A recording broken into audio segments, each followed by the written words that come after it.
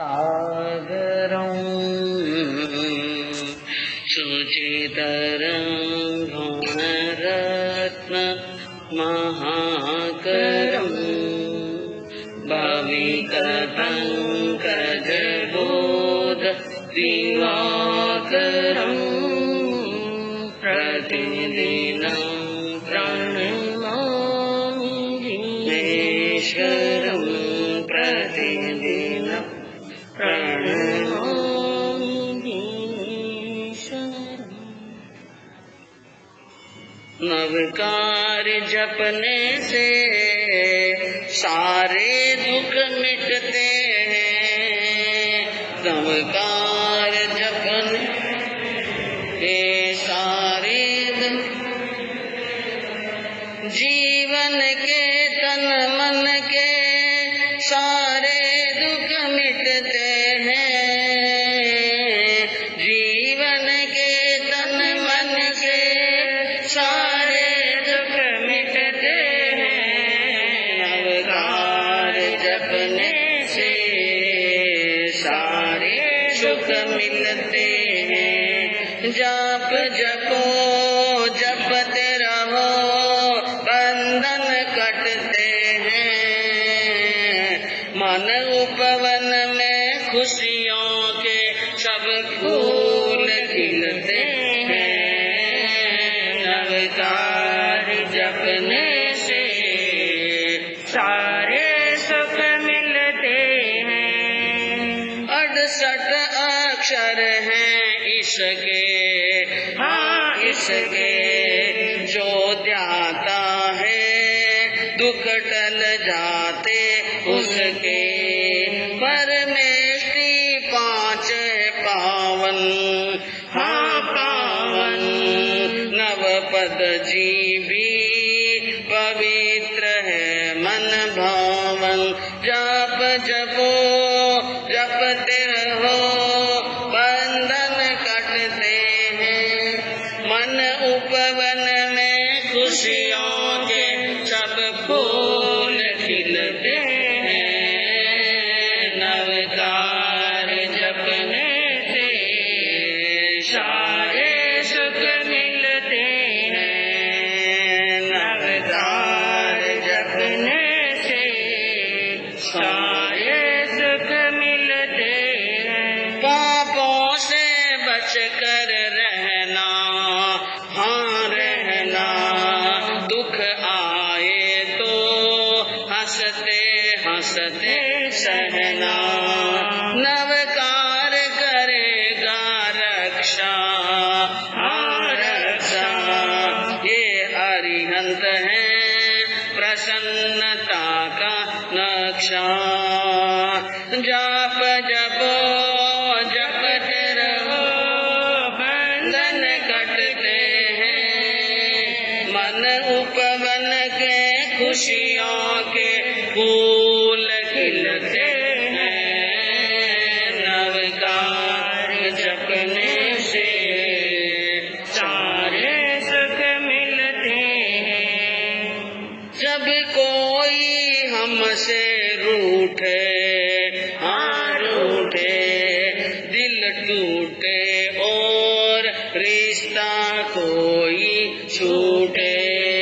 मन में न उदासी लाना, हाँ लाना, परमेष्टि से दिल का नाता रचाना। जाप जपो जपते रहो बंधन कटते हैं। मन उपवन में खुशियों के फूल खिलते हैं। नवकार जपने से सारे सुख मिलते हैं। नवकार जपने से सारे सुख मिलते हैं। सर्वज्ञ सर्वदर्शी परम तीर्थंकर अहिंसा के अवतार विश्व वंदनीय शासनपति श्रवण भगवान वर्धमान महावीर के पावन चरणों में कोटि कोटि वंदन। हृदय की अनंत अनंत आस्था के केंद्र, संयम दल के दाता, संसार सागर से तिरने का सन्मार्ग बताने वाले पूज्य गुरु भगवान श्रवण सूर्य दिव्य विभूति 1008 श्री मुरदर केसरी में श्रीमल जी महाराज साहब के पावन चरणों में कोटि कोटि वंदन। अहिंसा दिवाकर लोकमान्य संत शेरे राजस्थान वरिष्ठ प्रवर्तक पूज्य गुरुदेव श्री रूपचंद जी महाराज साहब के पावन चरणों में कोटि कोटि वंदन। मरुधरा भूषण संत शिरोमणि पूज्य प्रवर्तक गुरुदेव श्री सुकन मुनि जी महाराज साहब के पावन चरणों में कोटि कोटि वंदन। साधना की प्रतिमूर्ति सद्गुणों की उपासिका शरण मना शांत दांत गंभीरा गुरुवरिया माँ सती श्री सज्जन कंवर जी महाराज साहब के पावन चरणों में कोटि कोटि धर्म प्रेमी बंधुओं, शीलवती माता एवं बहनों, होली पर्व का आज चौथा दिन उपस्थित हुआ। नवपज्जी की होली का चौथा दिन है और 3 दिन के अंदर आपने सुना श्रीपाल चारित्र के माध्यम से कि श्रीपाल जी उज्जैनी नगरी के अंदर पृथ्वीपाल राजा की मान मनवार मानकर वहाँ पर आए और कितने ही समय तक वहाँ पर आराम से ठाट पाट से रहे। लेकिन एक दिन उनके कानों में जब ये बात पड़ी कि मुझे यहाँ जमाई के नाम से जानते हैं, तो मन के अंदर एक विचार आया, यहाँ रहकर पिता के नाम के या मेरे नाम से पहचान नहीं हो रही है, इसलिए उन्होंने ये निर्णय लिया मैं अपनी उन्नति, अपने पैरों पर खड़ा होना, उन्नति करना, भाग्य को आजमाना और इस प्रकार प्रगति करके अपने पिता के नाम को और स्वनाम को धन्य करना है। इसलिए माता से आज्ञा ली, मैना सुंदरी को यानी शिखामण दी और उसके बाद में वचन देकर वहां से क्या हो गए रवाना। 12 वर्ष और 8 दिन आने में समय कितना लगेगा? 12 वर्ष 8 दिन एक टाइम निश्चित कर लिया और वहां से रवाना हो गए।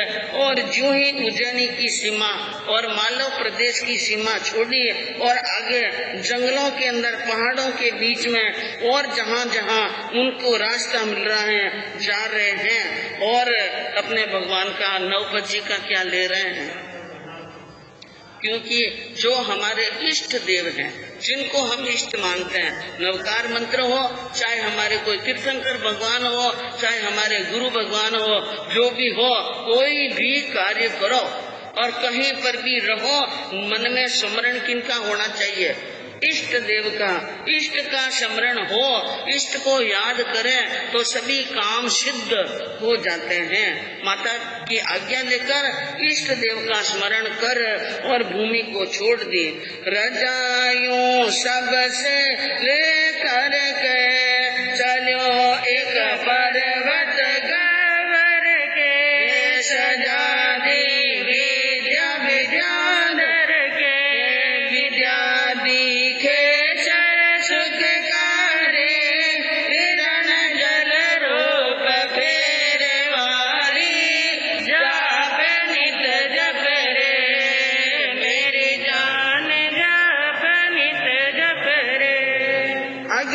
रवाना हुए और चलते चलते बीच जंगल, पहाड़ और कई डूंगर और डूंगरियां भी आई। एक बड़ी गुफा आई और गुफा के पास में उन्होंने क्या देखा श्रीपाल जी ने कि एक विद्याधर राजा विद्या साध रहा है, लेकिन उनकी विद्या में यानी कोई न कोई विघ्न आकर के पड़ जाता है। तो जो उपकारी पुरुष होते हैं ना, वो बिना बुलाए ही उपकार करने के लिए चले जाते हैं। किसी के बुलाने की, आमंत्रण निमंत्रण की इंतजार नहीं करते हैं। सामने देखा कि विद्याधर विद्या साध रहा है, लेकिन इनको एक यानी सहायक की जरूरत है। तो श्रीपाल जी बिना कहे ही सहायक बन गए और सहायक बनकर के विद्या सिद्ध करवा दी। जो विद्याधर विद्या सिद्ध करने में लंबा टाइम लगा चुका था, जिनको विद्या सिद्ध नहीं हो रही थी, लेकिन श्रीपाल जी के सहायक बनने के कारण उनको शीघ्र ही विद्या क्या हो गई, सिद्ध हो गई। तो बहुत मन में खुशी और प्रसन्नता हुई। विद्याधर ने कहा उन कुमार को कि आपके द्वारा, आपके सहायता करने से मुझे विद्या सिद्ध हुई है, तो मैं प्रसन्न होकर आपको 2 विद्या देना चाहता हूँ। विद्याधर राजा उन्हें कहते हैं जिनको कई प्रकार की विद्याएं सिद्ध होती हैं। दो विद्याएं दी श्रीपाल जी को, तीर्ण जल रूप फेरवा। जल की कितनी बड़ी राशि हो, उन जल राशि को तैर सकते हैं, भुजाओं के बल से तैर कर न पार उतर सकते हैं, डूब कर मरने की जरूरत नहीं। ऐसी विद्या दी और रूप फेरवा दी, रूप परिवर्तन करने की, कि इस विद्या से आप चाहो जितने रूप बना सकते हो। तो ये दो विद्या लेकर के श्रीपाल जी वहाँ से आगे प्रस्थान करते हैं। तो आगे उनको वन के भीतर एक महात्मा योगी जो स्वर्ण पौरसा सिद्ध कर रहे थे। क्या कर रहे थे? स्वर्ण पौरसा। किसको कहते हैं स्वर्ण पौरसा? आपको ध्यान में है? सोना बनाना। लेकिन सोना भी किसका बना था? जैसे कोई मनुष्य मर गया और मरे हुए मनुष्य की लाश है, अखंड लाश, अखंड लाश को सामने रख करके उस पर ऐसी विद्या और मंत्र पढ़ा जाता है कि जो मंत्र पढ़ते हैं, जो मंत्र पढ़ते हैं, तो मंत्र पढ़ने के बाद में वो जो लाश, जो शरीर का आकार है लाश का, वो सोने का बन जाता है। किसका बन जाता है? हाँ, एक स्वर्ण पौरसा सिद्ध कर लिया तो लाखों करोड़ों मण सोना कर सकते हैं। कैसे कर सकते हैं? जैसे स्वर्ण पौरसा सिद्ध हो गए। किसी व्यक्ति को ज्यादा घर के अंदर मान सम्मान देते हैं ना, तो हमारे मारवाड़ी में क्या वो कहीं होनारो पौरसा है कहीं, क्या इतना ऊंचा लेने वाले कि घर में और भी कोई सदस्य है, लेकिन उनने इतनी गणना नहीं है जितनी गिनती की नहीं करे, उन व्यक्ति नहीं करे। तो कोई डैड में बोल दे मार जाड़ो वो कहीं सोनारो पौरसा है कहीं, तो इतो ऊंचा चढ़ाने आ गया। तो सोनार का पौरसा, सोनारो पौरसारो महत्व ज्यादा है। किसका और क्यों है महत्व? आपको समझ में आ गया हो तो आप बता दो, और नहीं तो मैं बताऊं। हाँ, सोने के पौरसे का महत्व क्या है कि जो शरीर, जो प्राण रहित शरीर था, उसको मंत्र पढ़ करके क्या कर दिया? सोना का पूतना सोने का बन गया। अब जब भी सोना चाहिए उनका हाथ काट दो, हाथ वापिस ऐसे के ऐसे हो जाएगा। पाँव काट दो, पाँव बन जाएगा। कमर काट दो, कमर तक काटो तो पूरा हाथों हाथ कमर तक वापिस सोने का बन जाएगा, और काटा हुआ सोना काम में ले सकते हैं। लेकिन मस्तक नहीं काटना, मस्तक काट दिया तो फिर वो बढ़ने वाला नहीं है। तो ऐसा स्वर्ण पौरसा सिद्ध कर रहा था योगी, लेकिन उस योगी को भी स्वर्ण पौरसा सिद्ध नहीं हो रहा था, और कुंवर साहब के योग से उस योगी को स्वर्ण पौरसा सिद्ध हो गया। अब एक स्वर्ण पौरसा सिद्ध हो जाने के बाद में दूसरा आराम से कर सकते हैं। कितने पौरसे तैयार कर सकते हैं? तो उस योगी ने प्रसन्न होकर वो स्वर्ण पौरसा श्रीपाल जी को पूरा का पूरा देने के लिए तैयार हुए। लेकिन श्रीपाल जी ने कहा, भाई मैं इन पूरे पौरसे को ले जाकर करूं क्या, रखूं क्या? मेरे साथ में कोई तेजूरी या गाड़ी घोड़ा या मकान नहीं है। मैं तो अकेला आया हूँ 11 नंबर की गाड़ी में, और मुझे इतना नहीं चाहिए। थोड़ा सा धन दे दो और थोड़े से में काम चल जाएगा। तो थोड़ा सा स्वर्ण लेकर के श्रीपाल जी वहाँ से रवाना होते हैं, और चलते चलते पैदल चलते चलते पहुँच गए भरूच में। कहाँ पहुँच गए? भरूच है आपके यहाँ? हाँ, गुजरात में भरूच है, बॉम्बे के पास के अंदर। एक बॉम्बे से आगे गुजरात साइड में जाते हैं तो भरूच, और भरूच शहर के अंदर गए, वो सोना बेच दिया और अपने लिए सुंदर वस्त्र और सुंदर ही आभूषण धारण किए, और आभूषण सुंदर वस्त्र धारण कर और पूरे नगर का अवलोकन किया। भरूच नगर का क्या किया? अवलोकन। और घुमाकर फिर फिराकर जब थक गए तो एक बगीचे में जाकर के सो गए। और थके हुए व्यक्ति को बगीचे के अंदर ठंडी छाया के अंदर और शीतल छाया हो, शीतल वायु हो, न थका हुआ व्यक्ति हो तो जल्दी क्या आती है? श्रीपाल जी को नींद आ गई। और वहाँ पर जो समुद्र यानी भरूच है ना, भरूच के बाजू में ही समुद्र है। क्या है? समुद्र, बंदरगाह है। जहाँ पर जहाजें खड़ी रहती हैं, तो भरूच के बंदरगाह पर एक कोटि ध्वज सेठ आया हुआ था। कोटि ध्वज सेठ, धवल सेठ, जिसका नाम क्या है? हाँ, जिसके करोड़ों की संपत्ति हो उनको कोटि ध्वज कहते हैं। पुराने जमाने में बहुत बड़े बड़े सेठ होते थे जिनके करोड़ों की संपत्ति और अरबों की संपत्ति होती, तो वे अपने घर के ऊपर ध्वज लगाते थे। क्या लगाते? हाँ, ध्वज। कितने करोड़ की संपत्ति उतने ध्वज, और किसी की हवेली पर ध्वज है तो समझ लो कोटि ध्वज है। ये कौन है? हाँ, तो एक कोटि ध्वज यानी धवल नाम के सेठ जी 500 जहाजा लेकर विदेशों के अंदर व्यापार करने के लिए जा रहे थे, लेकिन ऑटोमेटिक वहाँ पर एक ऐसी घटना घट गई कि 500 के 500 जहाज समुद्र के किनारे पर पड़े बंदरगाह पर अब रवाना कर रहे हैं, माल भर करके रवाना कर रहे हैं, लेकिन वो जहाज चल नहीं रहे हैं। बहुत दुखी हो गए। सेठ जी ने किसी सैन्य समझने को बुलाया, कहा भाई क्या बात है, ये जहाज क्यों नहीं चल रहे? एक ब्राह्मण ने कहा यहाँ पर एक देवी का मंदिर है। देवी का क्या है? मंदिर। और उस मंदिर के अंदर आप 32 लक्षण वाले पुरुष की यानी बलि चढ़ा दो तो ये जहाजें चलने के लिए क्या हो जाएगी?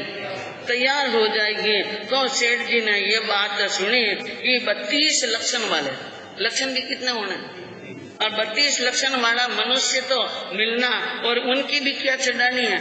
कोई उनसे आरती नहीं उतरवानी है। अगर 32 लक्षण वाले सेठ जी से कोई देवी माँ की आरती उतराए तो कोई भी उतारने के लिए तैयार, लेकिन मरने के लिए कोई तैयार नहीं। इसलिए अब धवल सेठ जी ने क्या किया? बहुत सारा बड़ा एक भेटना तैयार किया, और भेटना तैयार करके भरूच नगर के राजा की राजसभा में गए और वहां जाकर के भेटना दिया, और भेटना सामने नजराना रखा, और राजा ने पूछा कोई सेठ, बड़ा सेठ नजराना लाए तो कोई न कोई काम होगा। भाई क्या बात है, किसी मुसीबत में कि बहुत बड़ी मुसीबत में 500 जहाजें फंस चुके हैं और वो चलने के लिए तैयार नहीं है। और मैंने सुना है कि यहाँ पर देवी के मंदिर पर 32 लक्षण वाले पुरुष की बलि चढ़ानी पड़ती है, तो मुझे 32 लक्षण वाले पुरुष की बलि चढ़ाने की आज्ञा प्रदान करे। क्या करे? आज्ञा प्रदान करे। राजा ने एक बार तो बात सुनी और दिमाग जोरदार खटक गया, लेकिन दूसरी बार इतना सारा बहुमूल्य भेंट देखा। अब तरह तरह के राजा और दिमाग वाले होते हैं, उन्होंने कहा देखो भाई, तुम 32 लक्षण वाले पुरुष की बलि तो चढ़ा सकते हो, लेकिन एक शर्त है, हमारे गांव यानी भरूच शहर के कोई व्यक्ति नहीं होना चाहिए, उनके कोई आगी दूर नेड़ी दूर में भी रिश्तेदार नहीं होना चाहिए, उनका कोई दोस्त मित्र और यार भी नहीं होना चाहिए, बिल्कुल अनजान कोई किसी बहुत बड़े दूर देश से आया हो, जिनको यहाँ पर कोई नहीं जानता हो, वो 32 लक्षण वाला हो, तो उनकी क्या चढ़ा दो बलि। आज्ञा तो मिल गई, और अनुचरों को चारों तरफ 32 लक्षण वाले पुरुष की तलाश में भेज दिया। कई 32 लक्षण वाले मिले होंगे, लेकिन वहाँ राजा के वहाँ पर गए, पूछा आप किसी को यहाँ जानते हैं? तो कोई न कोई किसी न किसी का नाम। राजा ने उन सबको मुक्त कर लिया, और वो उनके राजा सेठ जी के भट्ट यानी अनुचर पकड़ पकड़ करके लाते हैं, देख रहे हैं, लेकिन कोई 32 लक्षण वाला नहीं मिला। आखिर सायंकाल चौथे पहर के अंदर उस बगीचे के अंदर पहुंच गए। कहाँ पहुंच गए? बगीचे में। और बगीचे में सोए हुए कुंवर साहब को देखा, कहा ये 32 लक्षण वाला या सुंदर लक्षण वाला है, अवश्य ये बलि के योग्य है। इसलिए उन्होंने शीघ्र ही उनको जगाया और कहा भाई यहाँ पर आकर के छुप करके पड़े हो और हमें तुम्हारी बहुत ज्यादा क्या है। शिवपाल जी ने कहा कौन हो तुम? उनका कौन क्या इंसान है और तुम्हें ढूंढने के लिए फिर रहे हैं कि मुझे क्यों ढूंढो, क्यों आपके बिना बहुत बड़ा काम अटक गया है और हमारे सेठ जी ने आपको बुलाया है, हमारे 500 जहाज खराब हो चुके हैं, इसलिए आपको वहां पर चलना है और आपकी बलि चढ़ाई जाए। श्रीपाल जी ने कहा भाई काम भी बड़ा जोरदार, बलि चटानी है और सोए हुए को जगाया, और ऐसे कह रहे हैं कि जैसे बलि तो चटानी कोई नारियल ही फोड़ना हो और ज्यादा कुछ भी नहीं। कोई बात नहीं। उन्होंने कहा ठीक है, जो होगा सो देखा जाए। श्रीपाल जी आराम से रवाना हो गए और भट्टों के साथ में सेठ जी के पास में पहुंच गए, और वहां पर बहुत बड़े कोटि ध्वज सेठ जी बैठे थे जगह तक। श्रीपाल जी ने ऊपर से नीचे, नीचे से ऊपर तक अच्छी तरह से देखा और पूछा, सेठ पे आकर क्या मर्जी, सेठ यूं बोला बन गरजी, जाज नहीं चाले बलि चाहे सुरी बती साकी, जदा सा सब मिल गए ठाकी, जा बनित जप रे मेरी जान, जा बनित जप रे। सेठ जी से पूछा क्या बात है सेठ जी, क्या मामला है? कि मामला सामने ये देख लो, लंगर के लंगर यानी इतनी सारी जाजें खड़ी हैं, 500 एक भी नहीं चल रही हैं, 25 लक्षण वाले पुरुष की क्या चढ़ानी बलि, इसलिए आपको यहाँ पर बुलाया है और आपकी हम सब मिलकर के क्या चढ़ाएंगे, बलि चढ़ाएंगे। और इतना टाइम वेस्ट हो चुका है। श्रीपाल जी ने कहा इतना टाइम वेस्ट करने की क्या जरूरत थी, समय गंवाने की क्या जरूरत थी, और काम ऐसा कर रहे हो सेठ जी कि मुख काला हो जाए जैसा, और बलि देने से तो पाप का घड़ा अच्छी तरह से भर सकता है। देर लगाने की जरूरत ही नहीं थी, तेरा ही क्यों न देते शीश, आप खुद 32 लक्षण वाले हैं, आपका सिर दे देते और ज्यादा लेकर के क्या हो जाता है। सेठ जी को जोरदार गुस्सा आया, मैं सेठ हूँ और मेरे सिर मैं दे दूं, ये कैसे हो सकता है। शुक्तों को हुक्म लगाया, पकड़ दो इसको, यह बलि का बकरा कहीं भाग नहीं जाए। से चारों तरफ से मिल करके हल्ला करके आए, और कुमार ने शीघ्र ही 2-4 ऐसे झटके दिए कि सेठ जी के सुबट क्या गिर गए नीचे, और गए सेठ जी के पास में, पकड़ा सेठ जी को और डाल दिया बंधन के अंदर, और घसीट पर लाए देवी के मंदिर के सामने। अब मैं तुम्हारी बलि चढ़ाऊंगा और सारी जाजों का मालिक कौन बनूंगा मैं। अब सेठ जी हाथ जोड़ने लगे, दया करो, कृपा करो, मेहरबानी करो, मुझे बचा दो। कि बचाने के लिए तो बचा सकता हूँ, लेकिन अपने प्राण जितने प्रिय है ना, उतने ही दूसरों को भी अपने प्राण। कोई काम हो, ये भी कह सकते हो कि भाई जहाज चलानी, मैं आपकी जहाज 1 मिनट में चला सकता हूँ, लेकिन ये मनुष्यों को मारने का संकल्प विकल्प दिमाग में भविष्य में कभी मत लेना, पछतान कर लो कि कभी मनुष्य की गात नहीं करेंगे।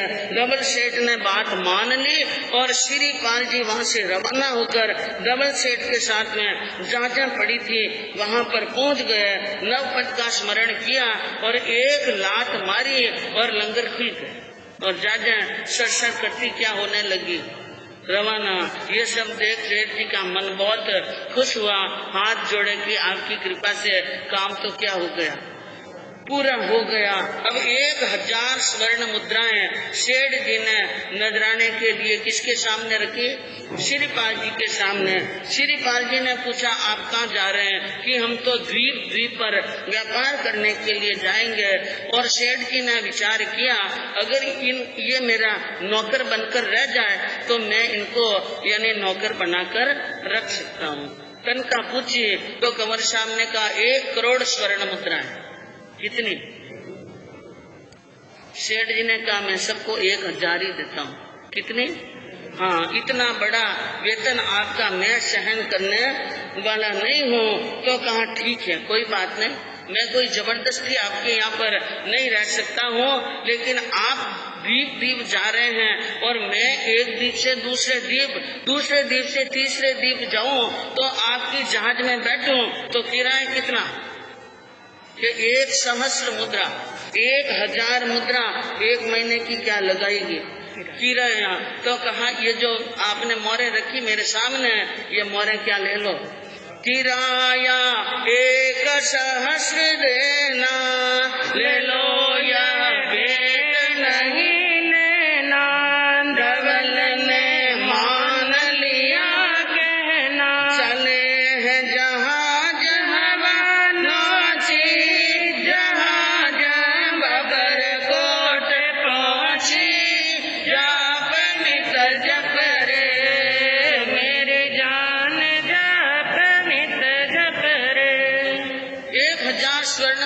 किराए में दे दी और श्रीपाल जी ने वहाँ पर साथ में चलने की बात कही। धवल सेठ बहुत खुश हुआ।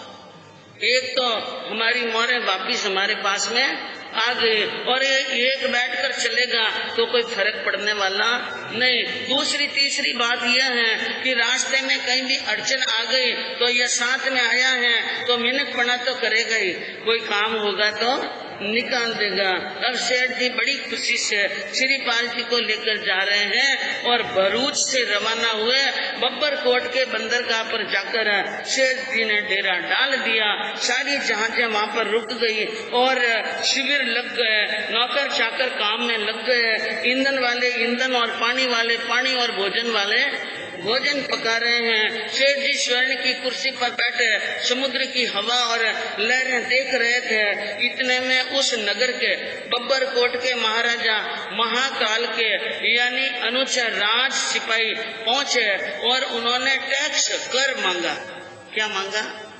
क्योंकि जितने बंदरगाह आते हैं तो बंदरगाह पर जितने ही जहाज वाले सेठ आते हैं वे सब क्या देते हैं? टैक्स देते हैं। सेठ जी को आकर कहा, सेठ जी हम कर मांगने के लिए दान मांगने के लिए आए हैं। सेठ जी ने कहा किस बात का? कि आप व्यापार करने आए हैं तो हमारे यहाँ पर एक कानून है। सेठ जी ने कहा भाई मेहनत हम करते हैं, जहाजें हमारी हैं, माल हमारा है, पैसा हम कमाते हैं और तुम्हें बिना मतलब का टैक्स क्यों देते? हम टैक्स देने वाले नहीं हैं। और सेठ जी ने उनको डरा कर और उनको धमका कर भेज दिया और वो दाढ़ी पहुंचे महाकाल के पास में गए और कहा महाराज 1 कोटि ध्वज सेठ आए हैं 500 जहाजें लेके, लेकिन 1 पैसे का भी टैक्स देने के लिए तैयार है। राजा ने अपने सिपाहियों को आदेश दिया, जाओ 500 जहाजों के पास में जो सुबह पहरा दे रहे हैं सेठ जी के, उन सबको मार भगाओ, उनको मार भगा दो और शीघ्र ही उन सारे के सारे 500 जहाजों को सील दो और सेठ जी को बंधन में डाल दो और नीम के पेड़ की डाली के उल्टा लटका दो।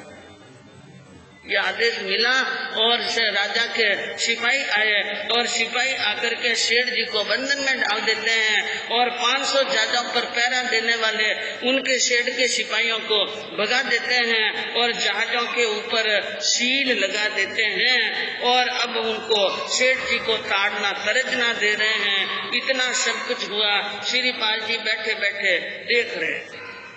जब सेठ जी बंधन में पड़ गए तो उठकर सामने आए और कहने लगे कि देखो सेठ जी, मैंने कहा था आपको कि मैं करोड़ मुद्रा लूंगा, अगर करोड़ मुद्रा मुझे दे देते तो आज ये गति आपकी नहीं होती, 500 जहाजें नहीं जाती और उसके साथ में ही आपको बंधन में नहीं पड़ता, ये आपत्ति नहीं आती।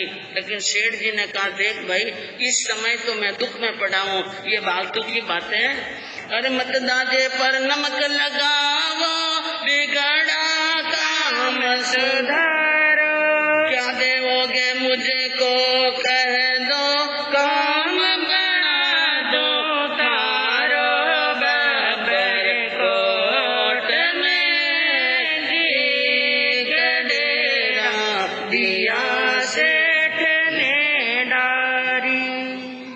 सेठ जी ने कहा मत दाजे पर लूण लगाओ, एक तो जला हुआ है और जले हुए फपोले पर नमक लगाने का काम करते हो, यह अच्छी बात नहीं है। कंवर साहब काम बिगड़ा है, उसको सुधार सकते हो तो सुधार दो। कंवर साहब ने कहा काम सुधार दूं, आप मुझे क्या देंगे? आप क्या देंगे ये मुझे पहले बोल दो। तो कहा श्रीपाल जी को धवल सेठ ने, क्योंकि धवल सेठ जानता था 500 के 500 जहाज गए, अब एक भी जहाज आने वाला नहीं है और ये कोई काम बना दे तो अच्छी बात है। तो उन्होंने सोच कर कहा जहाज 250 मैं दे दे, 500 में से 250 जहाज आपके न 250 जहाज मेरे, ये मेरा कायम कौन है, हरगिज भी हटने वाला नहीं हूँ और आपको मैं यानी इंसान नहीं भगवान समझूंगा। क्योंकि मनुष्य जब यानी आपत्ति में आता है तो किसी को भगवान भी बना देता है। कहा ठीक है, बहुत अच्छी बात है। अब कंवर साहब आए और राजा के भट्टों को वहाँ पर श्रीपाल जी को भगाने में कोई देर नहीं लगी, चुटकियों के अंदर भगाया।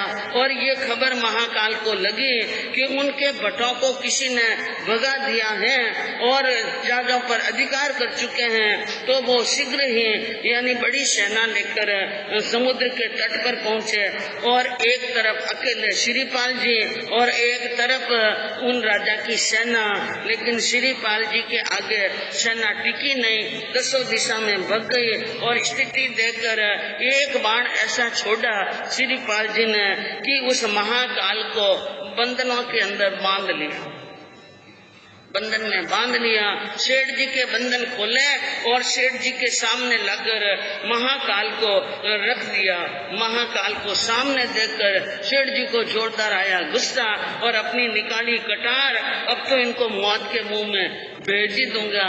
तो श्रीपाल जी ने कहा, सेठ जी थोड़ा गम खाओ, थोड़ी क्या करो, हाँ गम खाओ, धैर्य रखो, क्योंकि आप नीति को नहीं जानते हो। नीति में कहा गया है 9 जने अवध्य होते हैं। 9 जने क्या होते हैं? अवध्य। एक तो निज घर आयो जो आपके घर पर चलकर आ जाए वो, दूसरा कोई आपके शरण में आ जाए वो, तीसरा कोई बंधन में पड़ा हो, चौथा कोई रोगी हो, पांचवा कोई रण क्षेत्र से भागा हुआ हो, छठा जो कोई यानी जिसके ऊपर ऋण है, कर्ज है वो, और कोई वृद्ध या गुरु या अथवा अबला एक स्त्री। इन 9 जनों के ऊपर कभी भी वार नहीं करना चाहिए। ऐसा कह करके श्रीपाल जी ने बड़े प्रेम के साथ में महाकाल के बंधन को खोल दिया और हाथ जोड़कर अभिवादन किया। महाराज आप तो बहुत बड़े हैं और मैं आपके सामने क्या हूँ, छोटा हूँ, लेकिन मैं सेठ जी के साथ में आया हुआ हूँ। इनके सेठ जी का मेरा कर्तव्य होता था कि मैं अपने सेठ को बचाऊं, इसलिए मैंने बचा लिया। अब कुमार के इस विनम्रता और मीठा व्यवहार और शक्ति और बुद्धिमत्ता और गुण सौंदर्य देखकर राजा बहुत खुश हुए। उन्होंने अपने राजभवनों में चलने के लिए आग्रह किया और श्रीपाल जी राजभवन में आते हैं। कहाँ पर? बब्बर कोट के राजभवन में, और वहाँ पर आदर सत्कार सम्मान पाते हैं। राजा के फौजीनर जो राजा से युद्ध किया श्रीपाल जी को, वो भी सामने आते हैं, शर्मिंदा होते हैं। श्रीपाल जी ने कहा, भाई शर्मिंदा होने की कोई बात, सिपाही सिपाही से लड़ता है, सैनिक सैनिक से लड़ता है और राजा राजा से लड़ता है। ये सारी बात सुनने के बाद में अब महाकाल ने विचार किया, ये गुणवान और पुण्यवान है और मेरी बेटी विवाह के योग्य हो चुकी हैं। इसलिए एक दिन उन्होंने कहा कि महाराज मेरी बेटी है रतन मंजूषा यानी मदनावती, उनके साथ में है आपकी शादी, आपके साथ में शादी करना चाहता हूँ। श्रीपाल जी ने कहा, मैं एक परदेशी हूँ और मुझे आप जानते, सोच कर काम करो भूप पर कौन मैं कुल जाती हूँ पर, कौन मेरा कुल है, कौन सी मेरी जाति है, मैं कौन हूँ। इसलिए बिना सोचे समझे ऐसा कोई निर्णय मत लीजिए। नीति में कहा है कि जाने बिना अनजान व्यक्ति के हाथ में बेटी का हाथ नहीं देना चाहिए। राजा ने कहा, जानने की जरूरत थी? हाँ, सभी जाने माने विमल कुल जाति, तुम तनी रहे कैसे छाना, उदित जब होत दिन मणि। राजा ने कहा, मैंने आपकी कुल, आपकी जाति और आपका निर्मल वंश जान लिया है। सूर्य उदय होने के बाद में, सूर्य उदय होने के पहले ही दुनिया को मालूम पड़ जाता है कि सूर्य क्या होने वाला है, उदय। और सूर्य की पहचान देने के लिए और कोई माँ की जरूरत नहीं है। इसलिए मेरी बात और आग्रह मानिए। श्रीपाल जी ने बहुत मनवार मानकर फिर बाद में मदनावती के साथ में क्या हो गई, शादी और शादी होने के बाद में राज भवनों के अंदर सुख पूर्वक रह रहे हैं। धवल सेठ ने बब्बर कोट के अंदर अपना अच्छा व्यापार किया और पुराना माल बेचकर नया माल खरीद लिया और नया माल भर करके जाके भर दी। और अब आए श्रीपाल जी के पास में कि जिस प्रकार आप हमें यहाँ पर पहुँचाया है इसी प्रकार में रतनदीप जाना है। कहाँ जाना है? हाँ, तो आप यहाँ से जल्दी से रवाना हुई है। श्रीपाल जी ने ससुर राजा से कहा कि सेठ जी का हुक्म आ गया है, मुझे क्या होना है? रवाना। और सेठ जी को उन साथ में जाना है। बात सुनकर राजा महाकाल ने अपनी बेटी को विदा करने के साथ बहुत सारा धन और माल दिया। श्रीपाल जी को बेटी को दहेज में खूब सारा धन माल दिया। दिए है अनेकों रत्न मणि ओ माणिक लाल, गज तोरी दासी दास गरत भंडार को। 7 खंड जाज दिया नाटक अनोखा साथ, नृत्य को तमाम साथ कला के आगार को। अनेकों प्रकार के रत्नों के ढेर, मणि और माणिक लाल, गज यानी हाथी, तुरी यानी घोड़ा, दासी और दास और धन के सोने चांदी के भंडार और 7 खंड का जहाज और तरह तरह के छोटे बड़े नाटक और नृत्य के तमाम तामझाम और कला के आधार सब कुछ दे दिया। और बेटी को विदा करने के लिए राजा महाकाल समुद्र के तट पर आए। राजा और राणा सरदार प्रजा भी साथ में आई। इतना लवाजम आया कि श्रीपाल जी आ रहे आगे आगे महाकाल और पीछे पीछे धन के ढेर की भरी हुई गाड़ियां और जहाज और हाथी घोड़ा देख रहे। धवल सेठ क्या गया, क्या लेके आया, क्या लेकर के आया। और सब देख कर और जहाजों को देखकर और इन धन को देखकर, सुंदर मदनावती जैसी रानी को देखकर विचार करने लगे कि ये तो गया था और 4-5 दिन के अंदर इसने ऐसा क्या कर लिया कि यह सब कुछ लेकर के आ गया।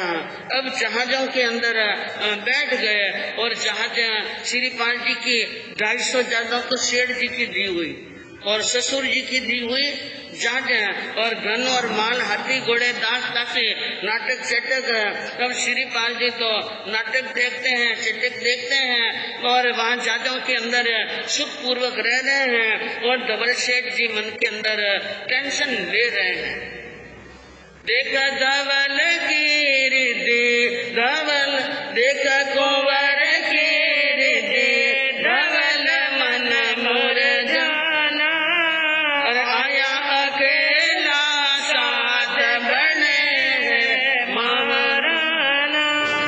लिया 250 जाज हमारा, मम फौजी नर बन गए वारा। बोल सको मैं नाय बड़ा है बलवाना, देख कुंवर की रिद्धि, धवल मन मोर जाना। कमर साहब की रिद्धि देखकर धवल सेठ के मन में ईर्ष्या की आग जल रही है। विचार कर रहे हैं, कल परसों की बात है, आया अकेला साथ। अकेला आया, किराए भाड़े के पैसे भी नहीं थे और अब ये क्या बन गया, महाराणा, बहुत बड़ा ठाकुर बन गया है, राजा बन गया है और संपत्ति का मालिक। लिया 250 जहाज हमारा, 250 जहाज तो मेरे और ससुराल के जहाज और मेरे फौजी, यानी श्रीपाल यानी सेठ जी के जो फौजी नर थे जो पहरा दे रहे थे और राजा के सिपाहियों ने जिनको भगा दिया था, वो सिपाही वापिस सेठ जी के पास में आए तो सेठ जी ने उनको नहीं रखा। कहा तुम सभी निर्बल और कमजोर कायर हो, तुमने सूरवीरता नहीं बचाई, इस कारण से मेरे जहाज चले गए थे, मैं तुम्हें रखने के लिए तैयार नहीं। ऐसी स्थिति के अंदर फौजियों ने श्रीपाल की शरण ली कि हम अपने देश को छोड़कर यानी दूसरे देश में दूसरे द्वीप में आ गए हैं, हम कैसे जाएंगे, इसलिए हमारा क्या होगा। श्रीपाल जी ने कहा मेरे यहाँ पर काम करो और मैं तुम्हें तनख्वाह दे दूंगा।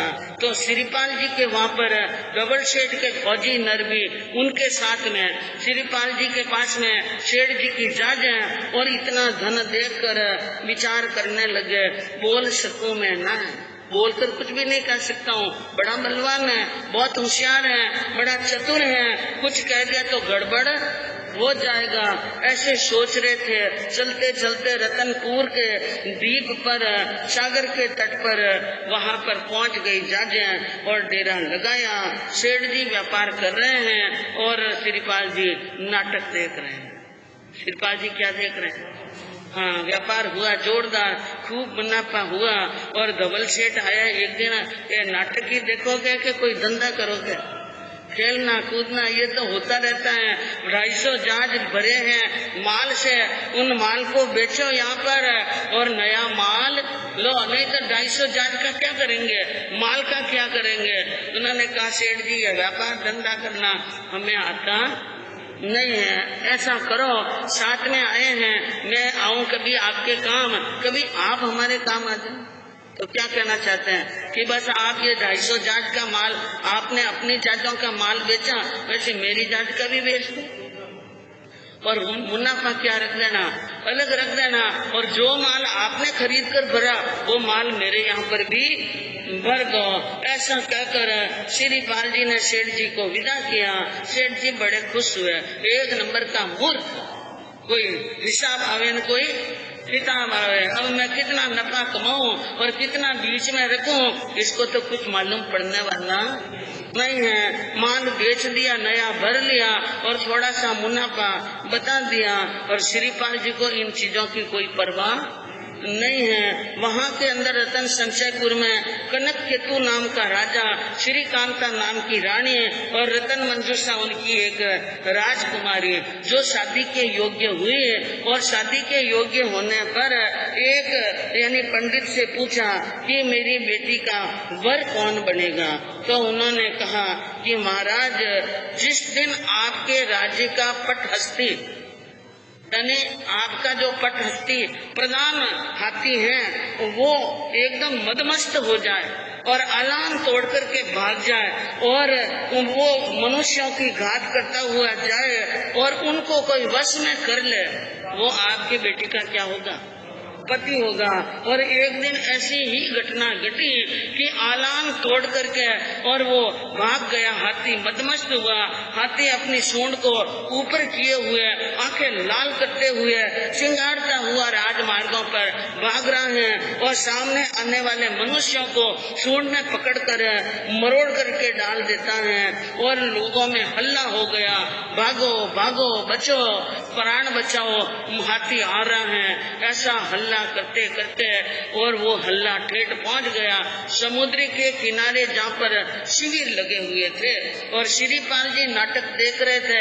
एकदम बाहर जोरदार हल्ला सुना तो श्रीपाल जी बाहर आए और स्थिति देखी कि हाथी ने विकराल रूप धारण किया है और अब यह हाथी मनुष्यों को मार रहा है। तो श्रीपाल जी ने समझ लिया इनको वश में करना जरूरी है, नहीं तो बहुत बड़ा क्या होगा, नुकसान।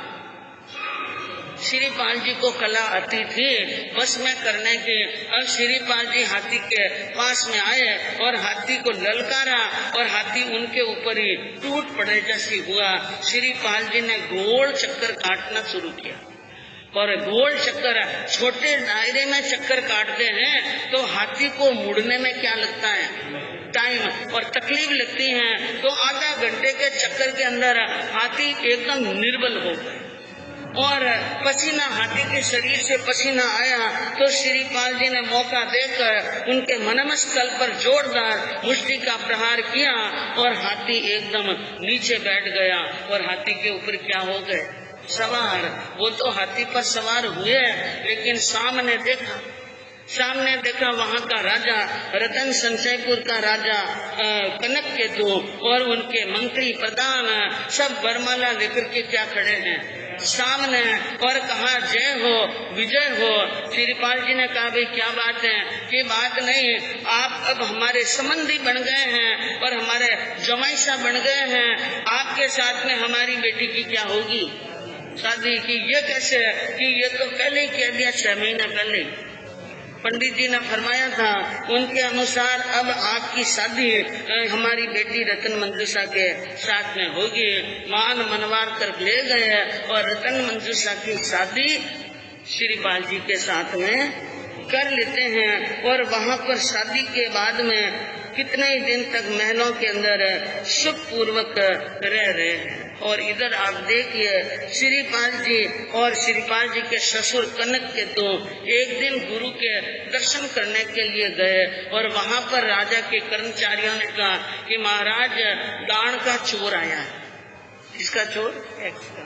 दान का चोर, दान यानी टैक्स की, कर की चोरी करने वाला। राजा ने कहा इनको उचित सजा दे दो और रवाना कर दो। श्रीपाल जी ने कहा महाराज आप धर्म सभा में बैठे हैं और यहाँ पर आप सजा की और उपहार की कोई बात नहीं कर सकते हैं और निर्णय करना चाहिए कौन कितना बड़ा अपराधी है, उनके अनुसार सजा देनी चाहिए। इसलिए आप यहाँ कुछ नहीं कहें, सभा में पधारिए और वहाँ पर निर्णय कीजिए। सभा के अंदर गए और वहाँ पर चोर को हाजिर किया। तो चोर कौन था? धवल सेठ।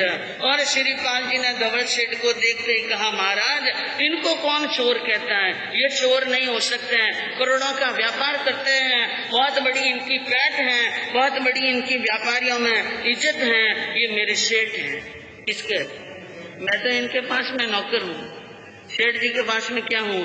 नौकर हूँ। ये मेरे सेठ हैं, मैं इनकी कृपा से यहाँ पर पहुँचा हूँ। ऐसी बात कही है। अब जमाई सा कह दे कि ये मेरे क्या हैं? सेठ। तो बंधन तो खोलने ही खोलने, बंधन भी खोल दिया, प्रेम से रमासमा भी किया और उनसे आसन पर बिठाया। विराजो सेठ जी। और ये उपकार था श्रीपाल जी का और सेठ को छुड़ाया और उनकी जो गलती थी राजा ने माफ कर ली और उच्च आसन पर बिठाकर खूब खातरी की। और खातरी करने के बाद में कुशल सेन सेठ जी को अपने स्थान पर पहुंच गए और अब विचार करने लगे सेठ जी कि ये श्रीपाल जी तो जाने का नाम लेंगे, क्योंकि यहाँ दूसरी और शादी हो गई और फिर महलों के अंदर रहते हैं।